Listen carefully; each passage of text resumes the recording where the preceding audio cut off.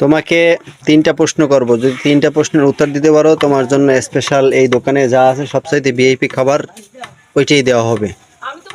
তুমি কি রাজি আছো? এবার শুরু করো। তোমার নাম কি? মোহাম্মদ মিরাজুল ইসলাম। মিরাজুল ইসলাম। যাক, শুকরিয়া, আলহামদুলিল্লাহ। তুমি মাদ্রাসায় কোন ক্লাসে পড়ছো? ক্লাস 9 হেফজখানা। হিফজোখানায় না? জি। অবশ্যই জানার কথা, যেহেতু হিফজোখানায় পড়ছো। আমাদের যে কোরআনটি হযরত মুহাম্মদ সাল্লাল্লাহু আলাইহি ওয়াসাল্লামের উপর নাজিল হয়েছেন, এই কোরআনের ভিতরে সূরাকে কয়টি ভাগে ভাগ করা হয়েছে? 3টি ভাগে। ভুল উত্তর। হ্যাঁ, 2টি ভাগে, একটা হচ্ছে মক্কি সূরা আর একটা হচ্ছে মাদানী সূরা। প্রথম প্রশ্নের ভুল হলো